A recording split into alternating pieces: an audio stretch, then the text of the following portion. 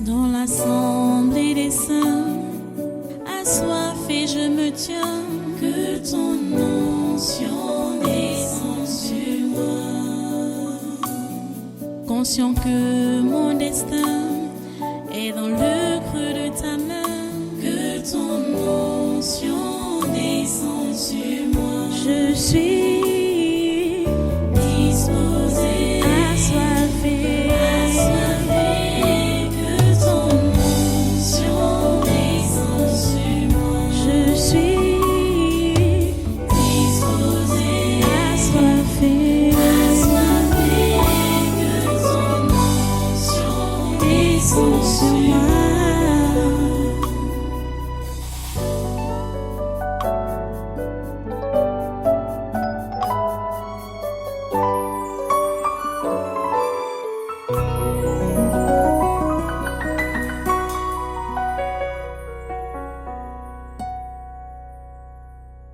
Merci Seigneur.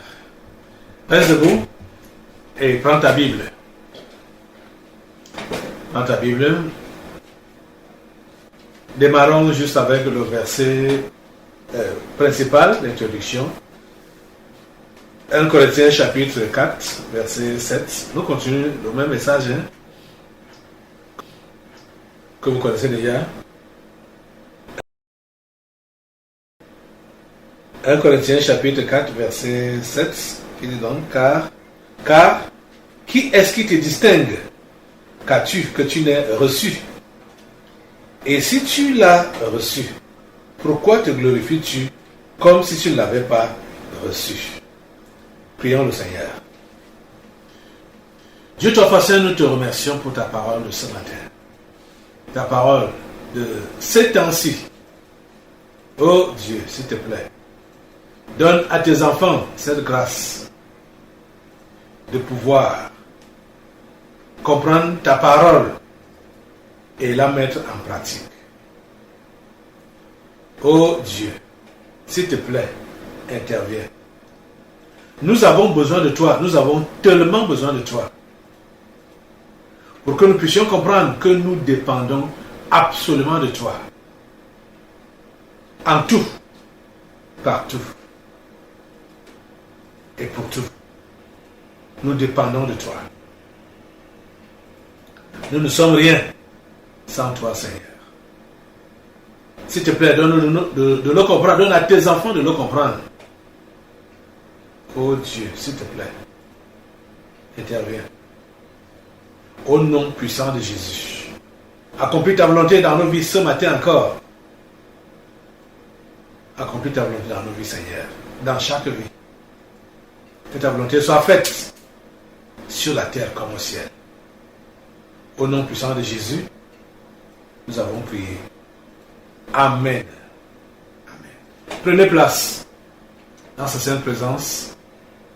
Et une fois de plus, soyez les bienvenus pour tabernacle de la liberté. Soyez les bienvenus à ce congrès surnaturel du 9 octobre 2022.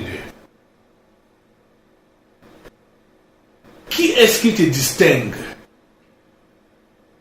Cette question, je ne sais pas si tu as déjà réussi à répondre droitement à cela. Le devoir avait été donné à tout un chacun. Quand ce verset était mis en exergue, que chacun puisse répondre à ces trois questions. Qui est-ce qui te distingue? Qu'as-tu que tu n'as reçu? Et si tu l'as reçu, pourquoi te glorifies-tu comme si tu ne l'avais pas reçu? Nous avons tous reçu des dons, des grâces ou encore des talents. Et tout vient de Dieu. Personne sur cette terre ne peut dire qu'il est à l'origine de ce qu'il possède ou de ce qu'il est. Personne n'est à l'origine. Même le diable a tout reçu de Dieu. Même comme pour séduire les simples, il va mentir, puisqu'il est menteur et père du mensonge. Il va mentir, comme si c'est lui qui avait créé. Vous savez ce qui avait donné la force à l'archange Michel quand il combattait contre le diable? Il lui a dit que l'Éternel te réprime. C'était tout, hein? Puisque il savait. C'est comme si au niveau de la hiérarchie des anges là, Lucifer, qui est devenu Satan, il devait être plus gradé que l'archange Michel. Puisque au niveau de la création, c'est de Lucifer qu'on parle en détail de comment il a été créé et le nom même qu'il porte, qu'il portait, pas qu'il porte, parce qu'il ne porte plus ce nom-là maintenant. Il s'appelait l'ange de lumière, donc Lucifer, l'ange de lumière. Et sa création avait été particulière, réellement particulière. Donc on voit que quand il a combattu contre l'ange Michel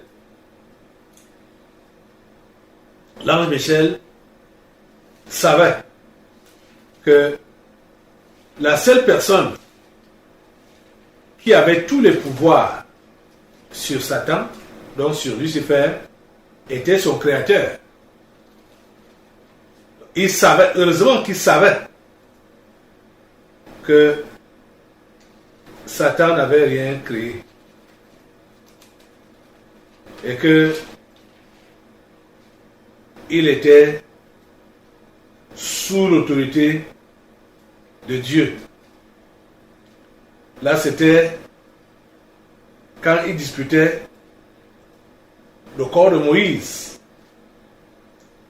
On voit ça dans Jude au chapitre... Jude, c'est un seul chapitre. Jude, verset 9. Or, l'archange Michel, lorsqu'il contestait avec le diable et lui disputait le corps de Moïse, n'osa pas porter contre lui un jugement injurieux. Mais il dit que le Seigneur te réprime. Vous savez pourquoi Michel s'est remis à Dieu? C'est parce qu'il a su, il savait que la seule personne qui avait tous les pouvoirs sur Dieu, je veux dire, qui avait tous les pouvoirs sur le diable, c'était Dieu. Et il a donc dit que l'Éternel te réprime. Et cela a suffi pour que Dieu intervienne pour anéantir les pouvoirs de Satan et permettre maintenant à Michel de reprendre le corps de Moïse. Et Dieu est fort. Dieu est fort. Si le diable avait réussi à prendre le corps de Moïse, c'est que l'humanité est finie. Hein? C'est que l'humanité est finie. Ah non, non. C'est que tous les plans de Dieu allaient être chamboulés, bouleversés. Parce que le diable allait revenir en personne dans le corps de Moïse, avec la carcasse de Moïse là, pour changer tout ce que Dieu avait déjà établi. Les 10 commandements devaient devenir le contraire de ce que ça stipule à l'heure actuelle. Il allait tout changer. S'il avait réussi à reprendre le corps là, il allait tout changer. Mais Dieu, dans sa toute-puissance, est intervenu à cause de l'intelligence de Michel et sa reconnaissance de la toute-puissance de Dieu. que c'est Dieu qui est tout-puissant et que c'est lui qui est le créateur, même du diable. Donc, c'est à lui de gérer le sort du diable. Et Dieu l'a géré, l'a anéanti. C'est de lui que nous viennent tout. J'ai dit de Dieu. Qu'as-tu que tu n'aies reçu? Qui est-ce qui te distingue? Qu'as-tu que tu n'aies reçu? Nous recevons tout de lui. Nous avons tout à partir de sa grâce, à partir de sa générosité. C'est pourquoi il faut juste qu'on se laisse utiliser par lui, qu'on se dispose pour lui. Il n'y a pas de place pour l'orgueil. Vous savez que pour arriver à ceci, c'est ce verset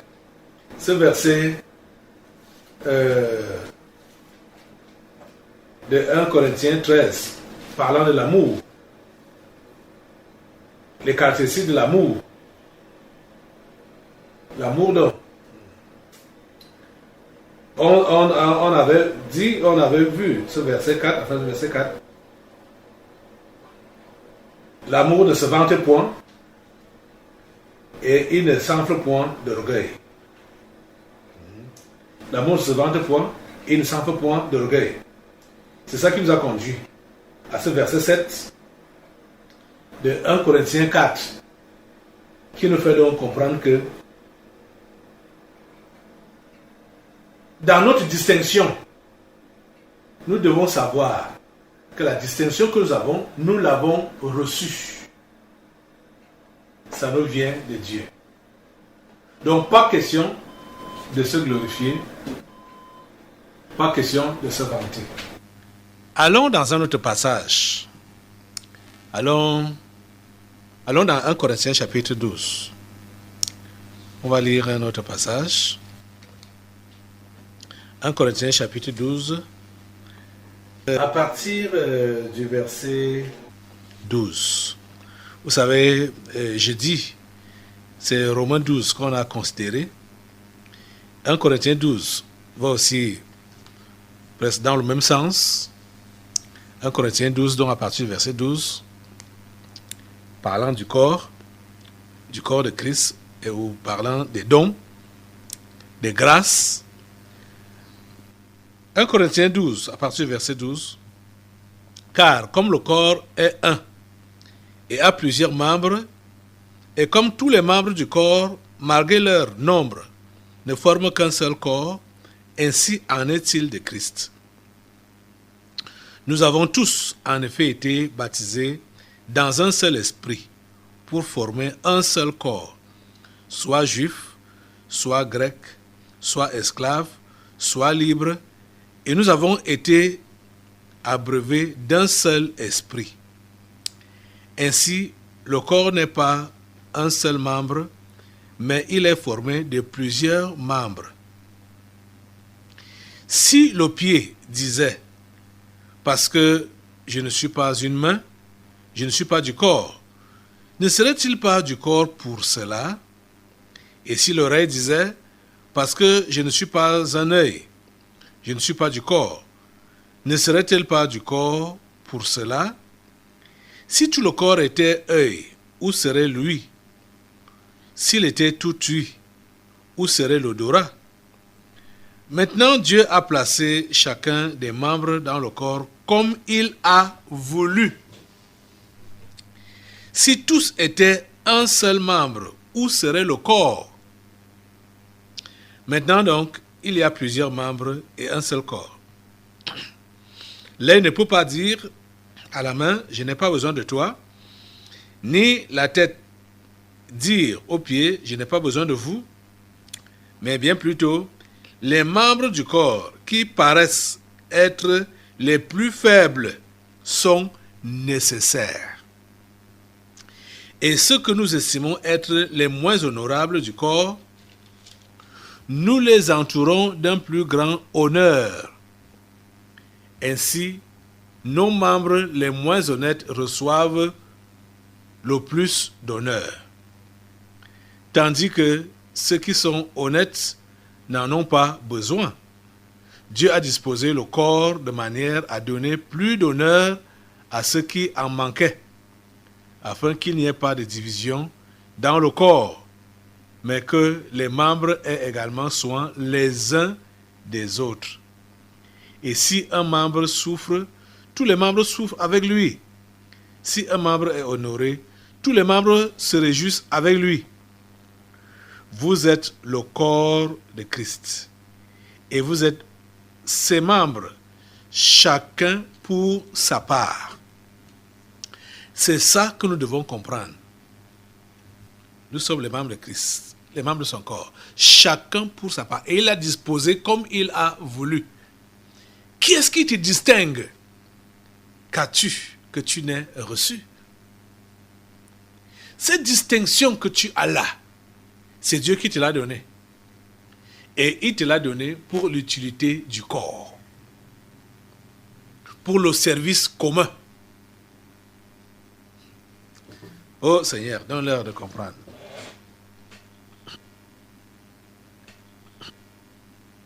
La Bible dit que nous avons tous, en effet, été baptisés dans un seul esprit pour former un seul corps, le corps de Christ. Soit juif, soit grec, soit esclave, soit, je suis au verset 13, soit libre, et nous avons tous été abreuvés d'un seul esprit. Les enfants de Dieu sont le corps de Christ. Et le corps de Christ n'est pas divisé. Quand, je veux dire, si vous remarquez qu'entre enfants de Dieu, il n'y a pas d'entente, vous devez comprendre qu'il y a défaillance dans l'un d'eux. Parce que s'ils sont toujours, et s'ils s'abreuvent toujours du même esprit, étant dans le même corps, ils vont s'entendre. Il y aura harmonie. Mais dès qu'il n'y a plus d'harmonie entre eux, ça veut dire que forcément, il y a quelqu'un qui ne s'abreuve plus de l'Esprit de Dieu. Parce que l'Esprit est unique. Et cet esprit, c'est ça. C'est avec ça qu'on se communique, l'Esprit de Dieu, l'Esprit Saint. C'est ça qui permet à ce que nous puissions nous communiquer, nous puissions nous entendre, nous puissions nous comprendre quand nous avons le même esprit. Le même Saint-Esprit. Si on n'arrive pas à s'entendre, Jésus a dit ça aux pharisiens, vous lisez dans l'évangile de Jean, puisque Jésus le disait aux pharisiens, à tous ceux-là, ces détracteurs, que ce qui empêche que vous puissiez me comprendre, c'est parce que vous avez une nature contraire. On n'a pas même nature. Si vous aviez la même nature que moi, vous me comprendriez. Et la nature qui était en Jésus, c'était la nature de Dieu. Donc, le Saint-Esprit, l'Esprit de Dieu. Sans lui, on ne peut pas comprendre les choses de Dieu. Sans le Saint-Esprit de Dieu, on ne peut pas comprendre les choses de Dieu. Étant donc membres du corps de Christ, on n'est pas tous un même membre. Dieu a disposé chacun différemment, mais pour servir un seul et même objectif. Le corps de Christ est là pour servir un seul et même objectif. Et chaque membre fonctionne d'après ce que Dieu a prévu pour lui. Il y a quelque chose que nous remarquons ici au verset 1, allons d'abord au verset 18. Maintenant, Dieu a placé chacun des membres dans le corps comme il a voulu. nous ne sommes pas membres du corps de Christ ou chrétiens de notre qualité par notre propre volonté. C'est Dieu qui a voulu que nous soyons ce que nous sommes dans la maison de Dieu, faisant partie donc de son église, faisant partie de son corps qui est l'église. Ça vient de lui, ça vient de Dieu. Comprenez? Maintenant, Dieu a placé chacun des membres dans le corps comme il a voulu. Allons au verset 22. Mais bien plutôt, les membres du corps qui paraissent être les plus faibles sont nécessaires. Ça, c'est pour s'adresser donc à ceux-là qui développent le complexe d'infériorité en Christ. Que ce soit le complexe de supériorité, donc la vanité, l'orgueil, ou le complexe d'infériorité, qui est donc la timidité, le manque de confiance en soi et tout ça là. La Bible dit que les membres du corps qui paraissent être les plus faibles sont nécessaires. Qui paraissent. Donc c'est même le paraître. Toi qui penses que tu ne sers à rien ou que tu ne sers pas à grand chose, c'est juste du paraître. C'est une impression.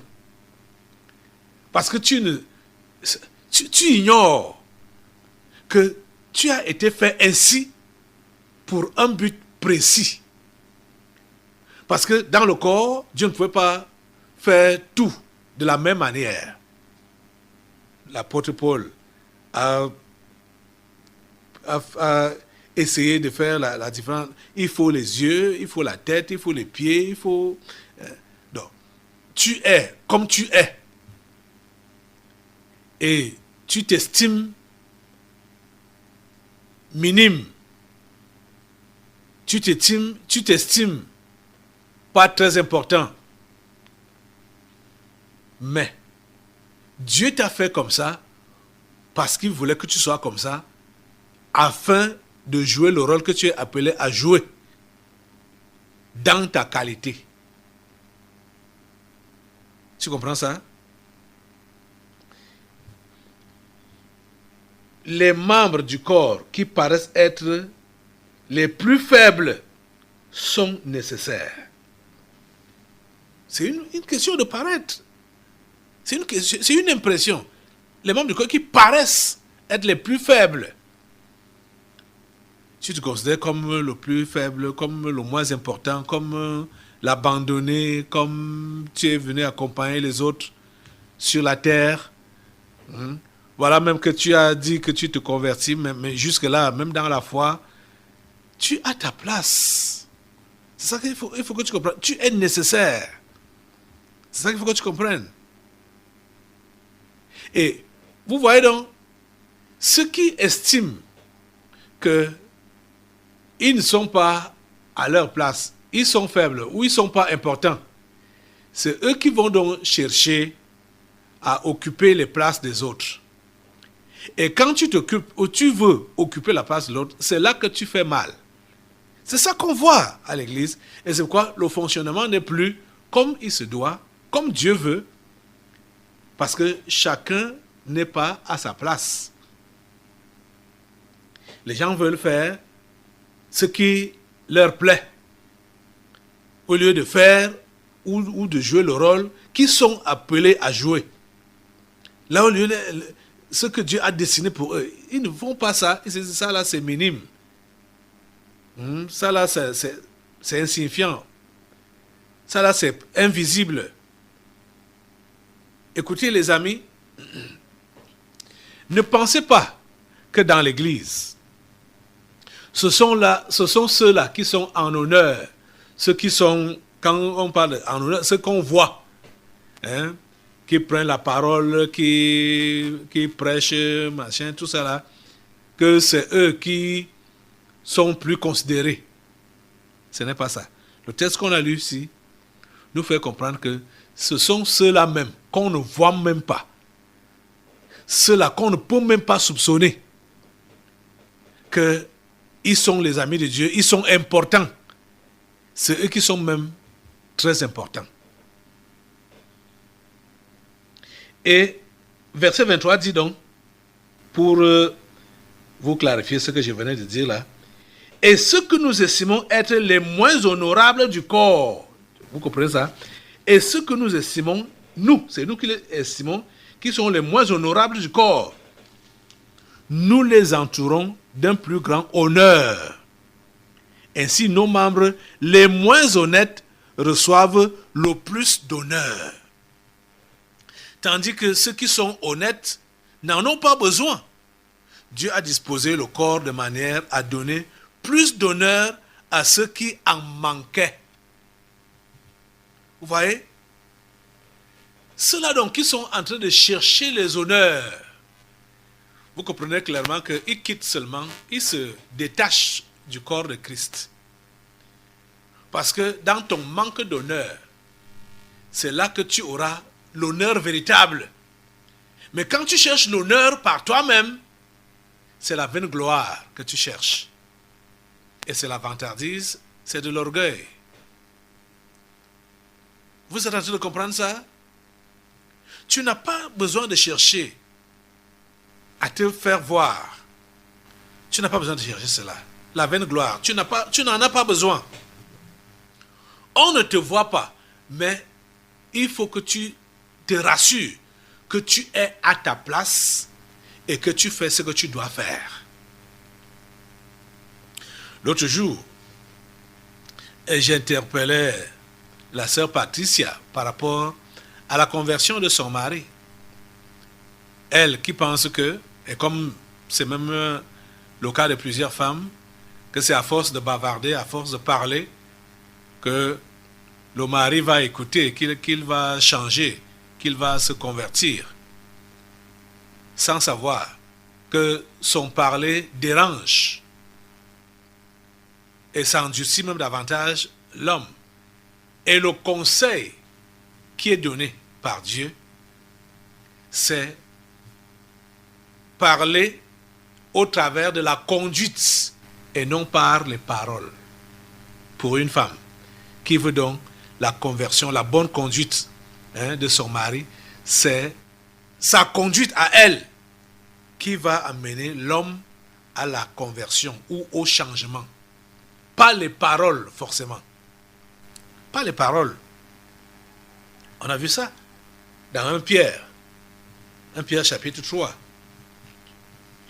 La parole est bien claire qui dit, femmes, soyez de même soumises à vos maris, afin que si quelques-uns n'obéissent point à la parole, ils soient gagnés sans parole par la conduite de leurs femmes. Ils soient gagnés sans parole par la conduite de leurs femmes. Plusieurs pensent que c'est quand on les voit parler à l'église, on les voit agir, on les voit faire des choses à l'église, qui sont donc les gens qui travaillent pour Dieu. Pourtant, ce que nous voyons maintenant, au travers de cette lecture de 1 Corinthiens 12, c'est que ceux qui sont discrets sont plus efficaces. Et la discrétion se passe dans la prière. Ce n'est pas la prière forcément à l'église où tu vas gesticuler, machin, à l'église, on te voit ou transpirer profusement. C'est ce que tu fais en secret. C'est ça que Dieu regarde et récompense, plus que les bruits que tu peux faire en public. Vous comprenez ça? Je me rappelle un jour, j'ai lu un témoignage. Un prédicateur qui a vu les derniers jours, du moins les jours de, comment on appelle, des récompenses,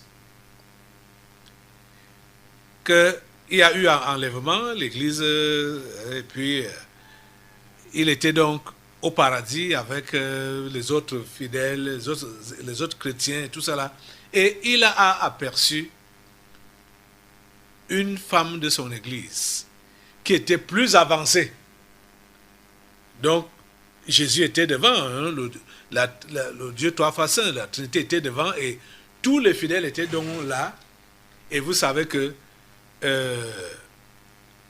comme Jean et Jacques avaient demandé de s'asseoir à droite et à gauche de Jésus au jour du Seigneur, au paradis.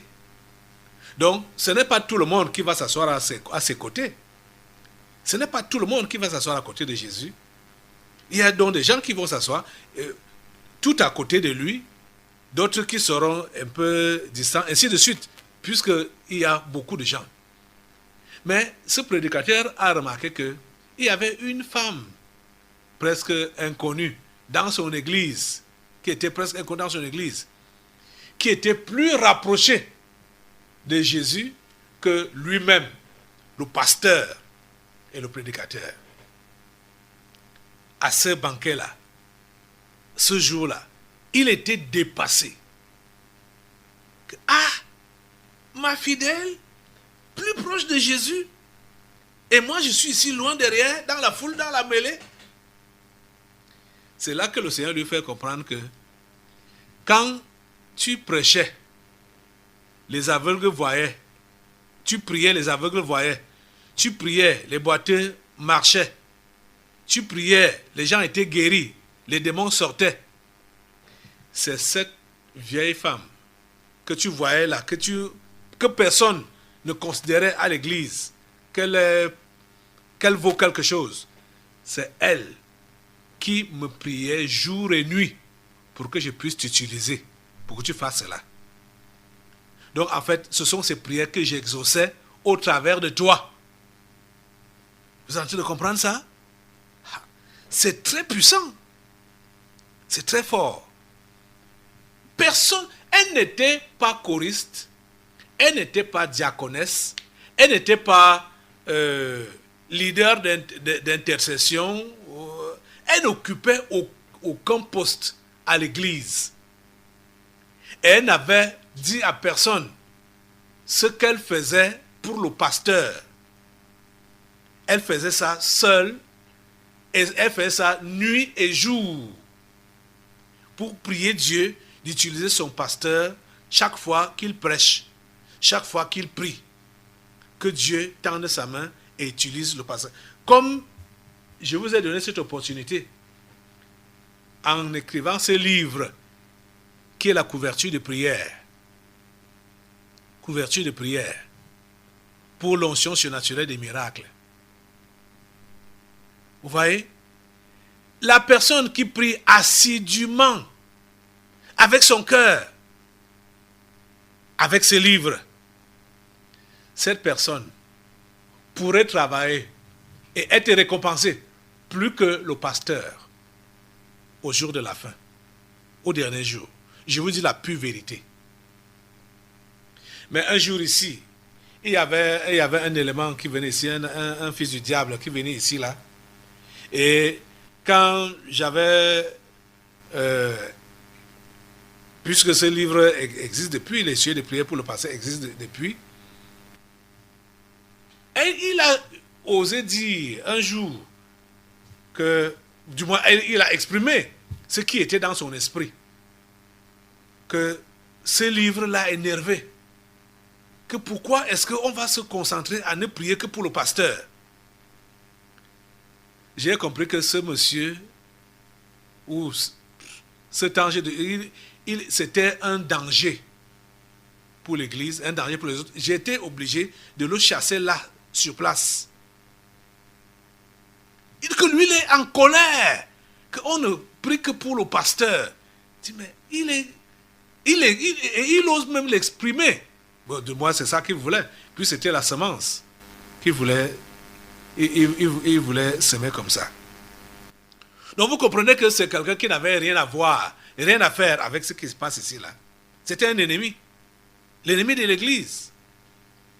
Vous voyez? Les membres les plus faibles, les effacés, les invisibles, ceux qu'on ne voit pas, ils sont importants ils ont leur place. Les membres du corps qui paraissent être les plus faibles sont nécessaires. Les membres du corps qui paraissent être les plus faibles sont nécessaires. Tu te sous-estimes. Tu penses que tu ne sers à rien. Tu ne vaux rien. Comme tu n'as pas d'argent à donner, tu n'as pas de force pour travailler, tu n'as rien à contribuer pour l'église, donc ça ne sert à rien.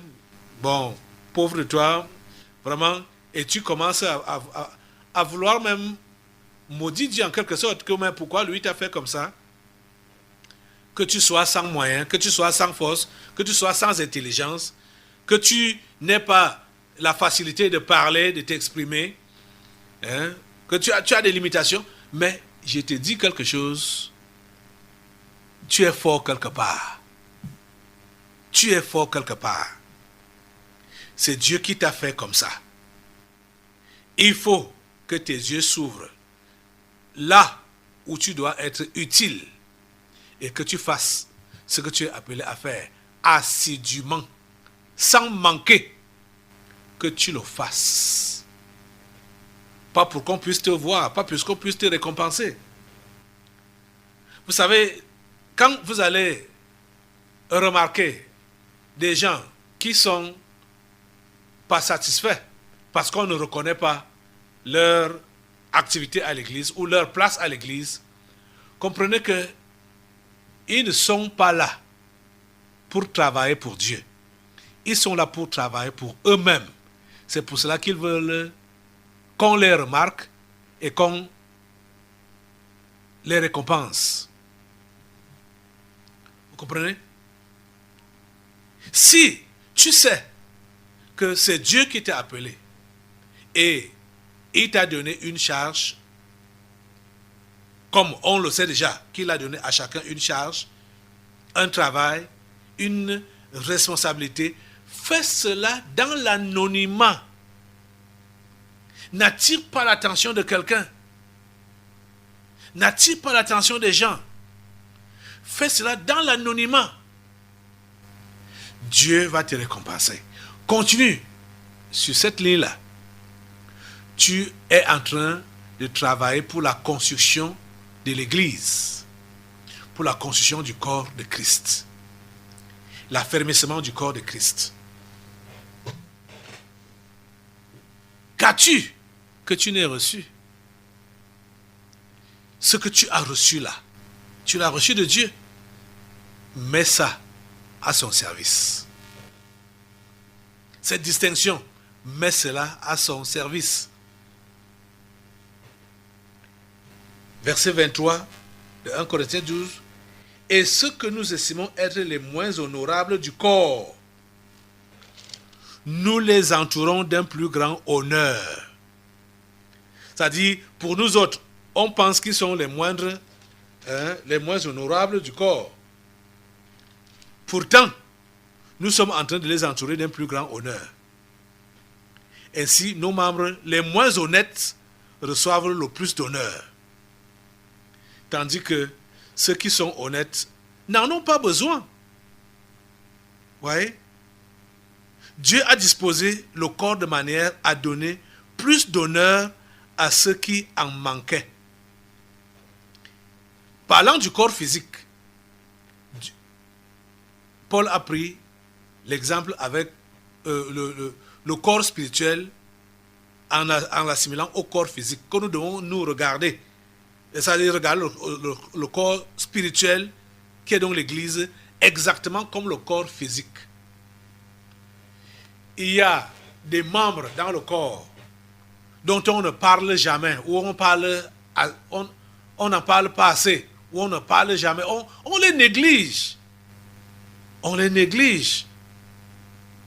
Mais ces membres-là sont importants, très importants. Vous voyez, on les méprise. Parfois, on peut même les détester. Pour ceux qui ont remarqué que soit tel membre de leur corps n'est pas bien, et tout ça n'a pas une bonne forme, ils vont commencer à détester ça. Or, ce membre-là est important dans son corps. C'est comme ça. Avec le corps de Christ. Tu es important dans le corps de Christ, tel que tu es. Dieu a voulu que ce soit comme ça. Donc ne te sous-estime pas. Ne te sous-estime pas. Dans l'assemblée des saints, assoiffé je me tiens, que ton onction descende sur moi. Conscient que mon destin